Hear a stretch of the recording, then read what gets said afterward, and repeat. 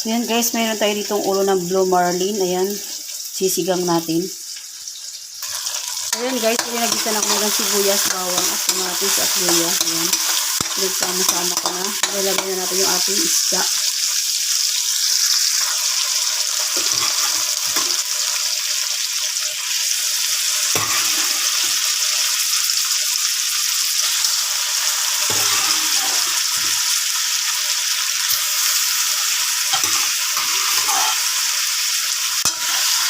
Naigisa na natin ito guys para hindi matanggal yung ating matanggal yung lansa.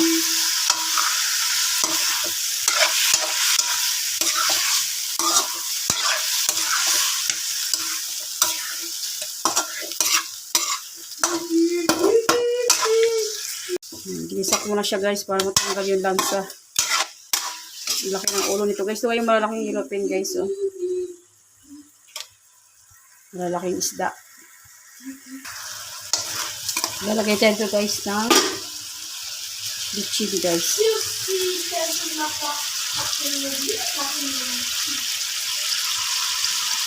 Saka ng patis. Lagay tayo ng patis guys. Yan guys patis.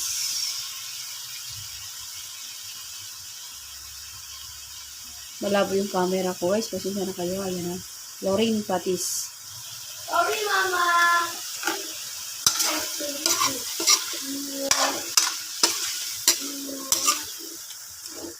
So, masayaw itong kawali ko guys. Nakakainis. Madulas yung niya, puwitan niya.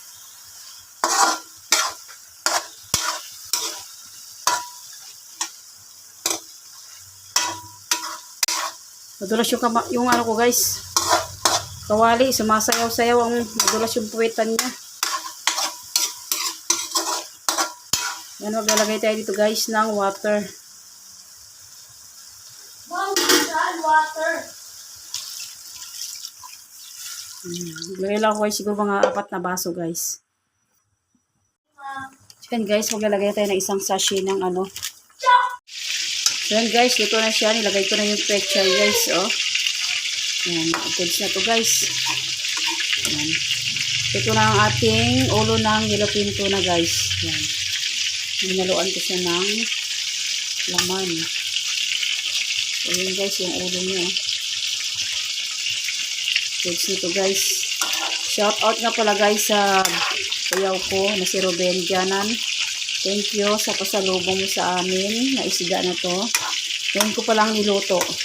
Kasi nandito na si Choi. Kaya ngayon ko lang niluto. Yan. Galing sa Buanga ng Pedok siya.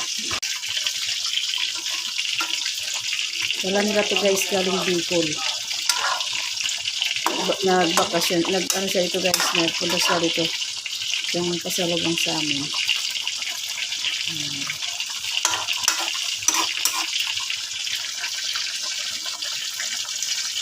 Guys, may pasalubong din siyang andoks na manok. Ay, nakaluto na ako ng sinigang na ulo ng yellowfin tuna. So, ayan guys, oh. Yan.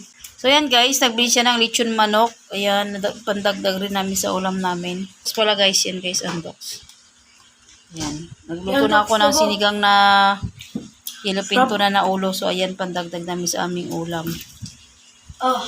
Ayan. Lechon manok guys. So yun lang guys. Thanks for watching. Please like, comment, share, and subscribe. God bless us all. Thank you Lord sa blessings.